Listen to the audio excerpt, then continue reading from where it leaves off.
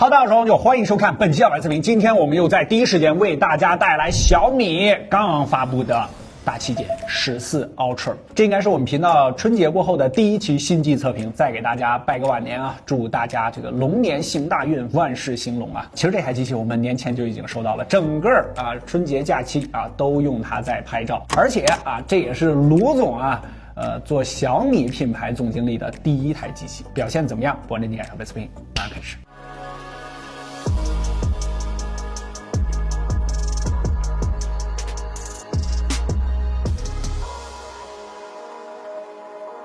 关注小白测评 B 站频道，查看置顶动态。我们正在抽送一台小米14 Ultra， 听说3连好运翻10倍。这次它应该是有3个颜色，黑白还有一个蓝色。ID 方面，设计语言跟前代其实没有什么太大的改变，但是稍微仔细一看手感这次提升可以说是巨大它最明显上代的这个大驼背这一代是直接取消了。三维方面直接给大家打出来这次它的机器呢是 9.2 毫米毕竟是 Ultra 嘛，也不是很薄。重量方面呢是229和224不同的这个材质，我们手里这个是素皮的版本，所以相对来说要更加轻一些。同样是一个圆形的镜头模组由于它这个驼背取消了，所以凸起自然就变多了我数了一下，应该是有3层。同样是铝合金的中框，然后后背向内收，中间是一道素皮，等身4曲屏看起来正面的这个视觉效果比上一代我主观觉得是更好一些的，因为我对曲面屏不是特别感冒如果你之前是13 Ultra 的用户，你换过来的话，除了这个驼背改善非常大之外，第二个感受比较明显的应该就是它的坠头感相对于上一代要好了不少。除了2台黑色，这次还有一个蓝色的版本，官方名字叫龙晶蓝。原装盒里边是90瓦的充电器，还有数据线无线充方面，新规之后呢，它也是升级到了80瓦的无线充。我看一看，虽然是塑料的，但是很有分量这里面还有充电器和数据线而且它这个充电器是120瓦的，我估计这套东西不会很便宜。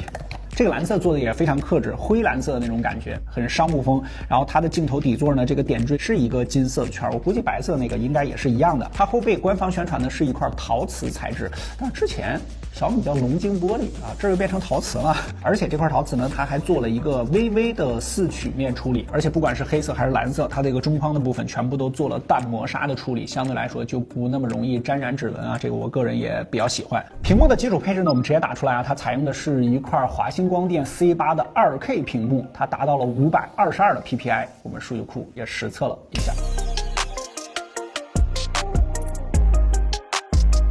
这块屏幕我们使用了一段时间，无论是正面的观感还是手感方面表现还是不错的。高亮度下为 LEDC， 低亮度下是1920赫兹的高频 PWM 调光，和小米14 Pro 是一模一样的。而在屏幕亮度上，我们以为小米在 Ultra 上应该不会保守吧，但确实还是很熟悉的小米。当前版本下实测手动最高亮度为祖传的500尼特，开启阳光模式之后最高也就是700。目前版本我们实测到的激发亮度呢是1000尼特，相较于现在大旗舰动辄1200、1300甚至1400的超高亮度，小米还是略保守了一些。我们小伙伴白天太阳比较大的时候出去外拍回来也反映了这个问题，不知道后续版本有没有什么变化。这次它也有专业的影像套装我们也收到了东西还挺多这次就更加复古相机感一点。它后背是这种类似于编织的这样的一个纹理这摸起来还是挺不错的。最主要的就是它有卡扣你是可以加这个滤镜的不过要提醒注意它的滤镜是需要单独购买的。还有一个充电的效果，因为这里边是有电池的，上面会显示专业摄影手柄已连接。它同样是有一个预按的机制，就是这个对焦，然后还有一个红色的直接开启录像的一个快捷键，然后还有一个调节设置的波轮，旁边是一个锁扣，你滑过去之后它就下不来了，你要想拿下来得滑一下，然后抽出来。就是我们带上这壳子，这次我们还收到了一个卫星信号增幅仪这次小米14 Ultra 也是带卫星通信一开始它叫增幅仪，我以为它是一个什么仪器但是拆出来之后，它其实就是一个有点类似于一个金属天线你带着壳子的情况下是可以通过这个影像的这个卡扣给卡上去的，然后就这样这样打卫星电话。当然这个是增幅用的就是没有这个东西也是可以用的，就是如果你的卫星信号不好，你可以把它再扣上去。如果你是影像套装全放上去的话，其实也可以当一个镜头保护盖用也挺方便的。防止滑了。大家好，这里是前线小伙伴，现在进行的是小米14 Ultra 的移动卫星通信测试。我们下滑这个任务中心可以看到，有一个图标叫天通卫星，点击即可启用。在可以收不下来怎么办？好，在经历了大概20秒左右，它现在是已经连接成功。点击开始使用，它会在这边形成一个悬浮窗。打个电话，我们听一下。现在您听到的是来自小米14 Ultra 卫星移动通信的声音。现在您听到的是来自小米14 Ultra 卫星移动通信的声音。哦，好，现在进行的是卫星通信的短信测试，它有字数的限制，然后你可以选择是否携带当前位置信息，我们点击发送。哇，好，刚才是发过去了，只不过它发送完成，当前版本下并不会第一时间显示成功。好，现在我们是在另外一台手机上查看小米14 Ultra 发送的微信信息，可以看到这有刚才发的那句话，然后还有我的位置信息，还可以点击链接查看。好，接下来是这个信号增幅仪，我们看看它到底是真的有用还是一个噱头。就是它的信号强度有增强，我们没有使用增幅仪的时候，它的信号强度大概就1半左右。我们使用之后，它的信号强度基本上是能在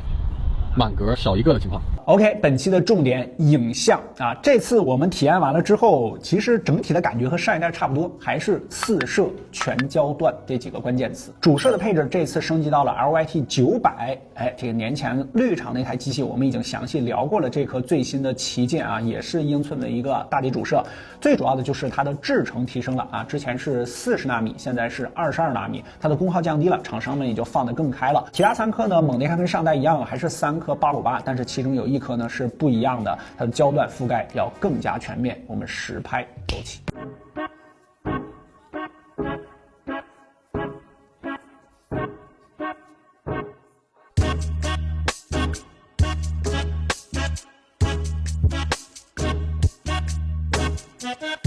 影像上，我们先聚焦于这一代产品本身啊，14 Ultra 这次也是用了3颗858嘛，所以在多摄的一致性方面做的还是不错的啊。这些样张大家可以对比看一下。前代 Ultra 一直被诟病的长焦微距，这一代也给安排上了啊。3倍的这颗镜头支持最近10厘米的对焦距离，5倍这颗是30厘米。同样的对焦距离下，上一代拍摄时要么是无法对焦啊，要么是主摄裁切。判断一张长焦照片是不是主摄裁切，除了用手挡镜头这种最简单直接的方法，直接查看照片的焦段信息也是挺方便的。举例前面那两张，这3张照片全部都是等效120毫米，但是真实焦距14 Ultra 这张和13 Ultra 无法对焦的这张都是19.4毫米，13 Ultra 另外一张则是8.7毫米。很明显，这张8.7的就是主摄裁切的。不止拍了一些其他组对比，你也可以很清楚的看出区别。长焦微距这个功能点，之前我们聊过，对于大众用户来说，其实是非常容易出片的，尤其是在拍摄一些物体的特写啊，比如说花朵啊，或者跟拍这只采花大盗。3倍的这颗长焦微距，它还支持景深调节啊，你注意看这波轮启用景深融合之后，是不是就可以清楚的看到了？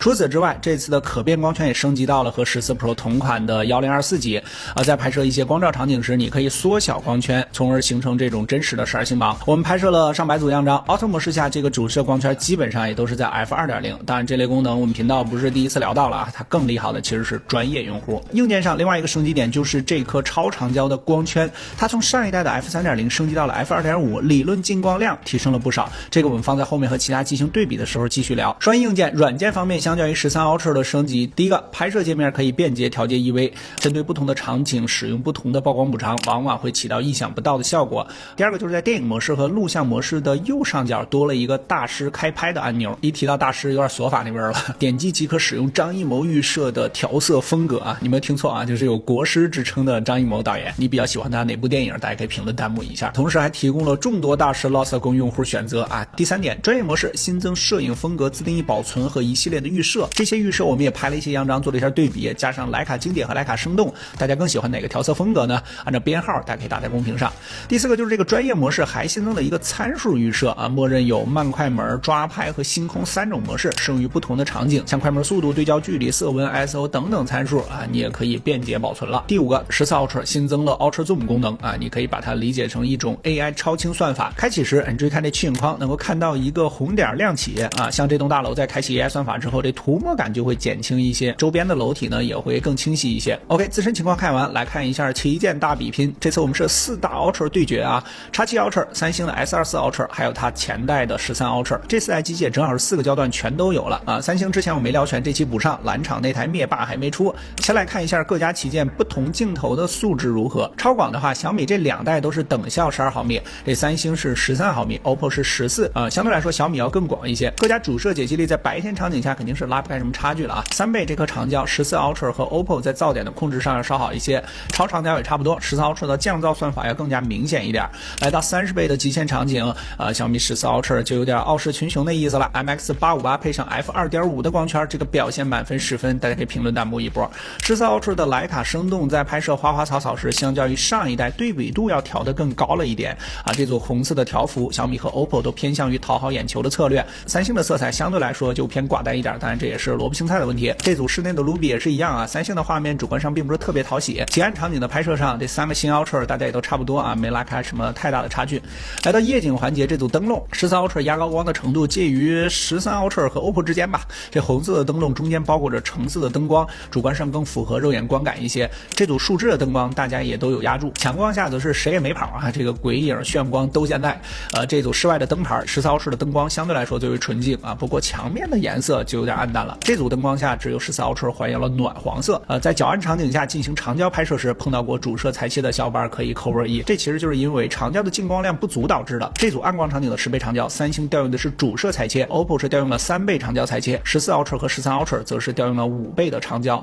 但是因为这次的光圈加大了，14 Ultra 的画面是要更亮一些的。远距离的长焦下，14 Ultra 的画质和纯净度也要优于其他家一些。风格化方面，三星就不参与了啊。小米的徕卡经典2代的差异主观不是特别明显。人像上，这次小米升级后分成了大师人像和徕卡人像2个模式啊，并且也支持了4个焦段的人像拍摄。14 Ultra 的大师人像在色调上会更加偏暖黄那么一点，这徕卡人像则是对比度更高一些，偏向于提高人脸的立体感啊。我个人还是比较倾向于这种感觉啊。三星的默认人像呢，依旧是还原像的。下面这组人像，你更喜欢哪一个？可以评论弹幕。极暗场景下的这一组，小姐姐自己说她相对更喜欢14 Ultra 大师人像的这张。录像方面，这次我们也简单测了啊，加上了之前的最强王者15 Pro Max， 用 4K 60帧杜比世界格式在晚上和白天分别录制啊。大家可以先猜一下啊，你觉得左边的是14 Ultra 的，可以扣波1；你觉得右边的是它的，可以扣波2啊。3、2、1，我们公布答案啊！左边的是 iPhone， 右边的是小米啊！你猜对了吗？白天在遇到从暗转亮的场景时 ，iPhone 的过渡确实要更加自然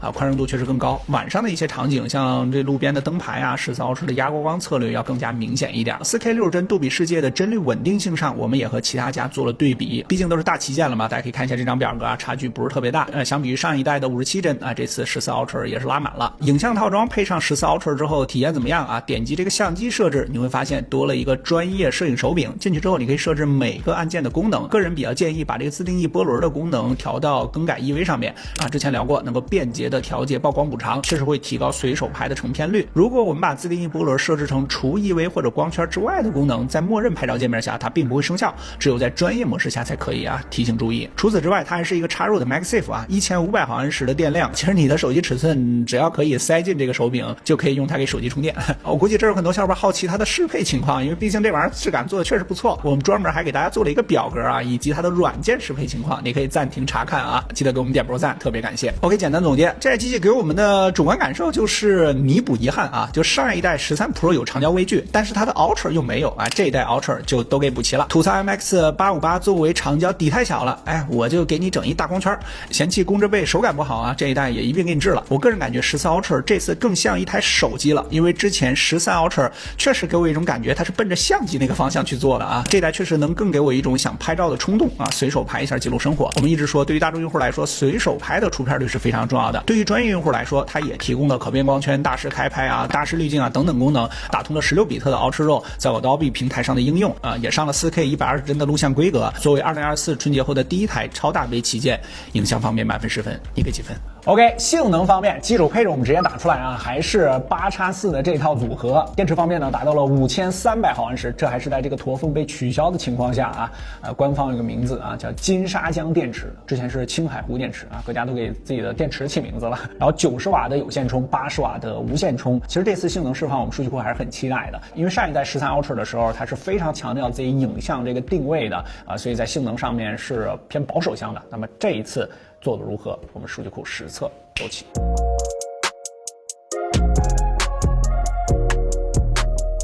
性能方面，小白测评数据库 4.0 最新模型实测啊，王者平均 119.6帧，功耗是 4.9 瓦，机身最高温度 42.2 啊，属于正常水平，和其他873差别并不大。到了原神，平均帧率是 58.2 帧，功耗是 5.8 瓦，与同为骁龙873的 OPPO X7 Ultra 相差不大，它们都是数据库 4.0 最新模型，但是在温度上面，小米14 Ultra 要稍低一些， 46.6摄氏度，不过与9300的机型相比，还是稍微有些差距。到了星铁，这个表现有点出我们的意料啊。在看数据前，我们先提一嘴 VRS 这个功能，在之前其他机型的片子中我们也讲到过，一句话总结就是它会根据游戏动态调节部分场景的分辨率，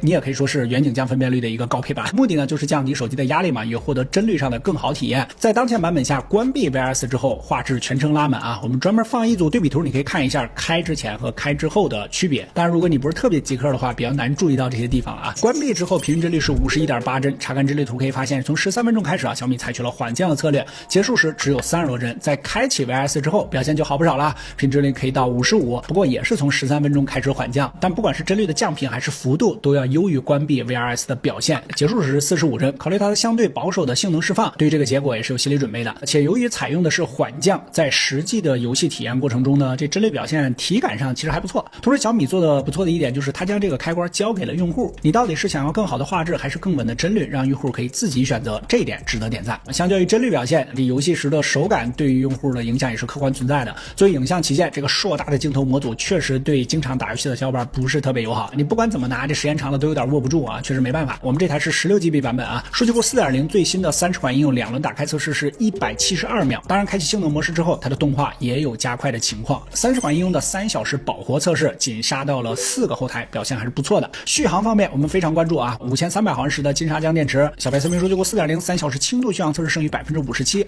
6小时重度续航测试胜于 4%， 4.0 模型极限续航测试直到关机，它最终坚持了5小时24分钟，综合表现还不错。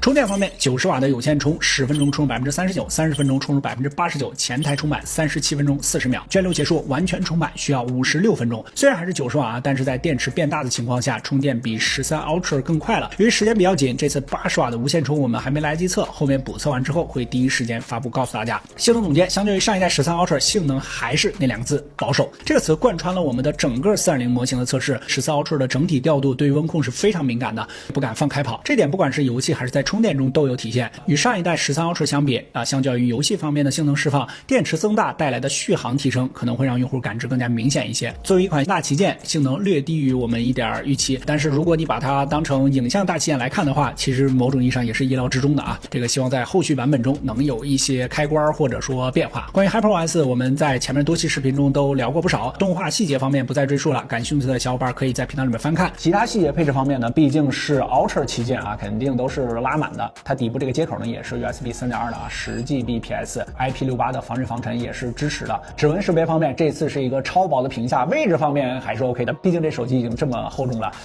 据小米说，这超声波还得下一代。X2 的马达双扬声器，而且这次它顶部做的还是比较干净的。这上一代呢，这顶部开孔是比较多的啊，这次红外呢也做成了这种隐藏式的啊，所以上面看起来要更加的干净一些。整个机器的质感方面呢，肯定是不需要担心的。我们大概前期体验了有10几天的时间，总结一下，我觉得就一个字，就是全啊，它真的是把现阶段啊能给你的东西，又是一台全部都给你的机器，而且啊不管是驼背啊，还是这个电池方面啊，这些升级该做的它也都做了。当然，这个现在的 Ultra 呢，大家竞争都非常非常激烈啊，基本上都是高大全。个人感觉，2024、2025就未来2年的手机竞争可能更加会偏向于系统啊，还有它的生态方面，因为确实硬件方面大家都不差啊，都非常顶级。现在还没有小米汽车不知道它跟小米汽车会不会有什么特别的联动？到时候我们的车到了再详细跟大家聊。OK 啊，本期视频出现的所有实测数据，我们都已经在第一时间更新到了小白测评数据库小程序，你可以随时随地免费查看。更多的精彩，大家在全网搜索关注小白测评啊，这是我们春节之后的第一期长测啊，记得给我们点个赞，特别感谢。我的年，小白视频，我们下期视频再见，拜拜。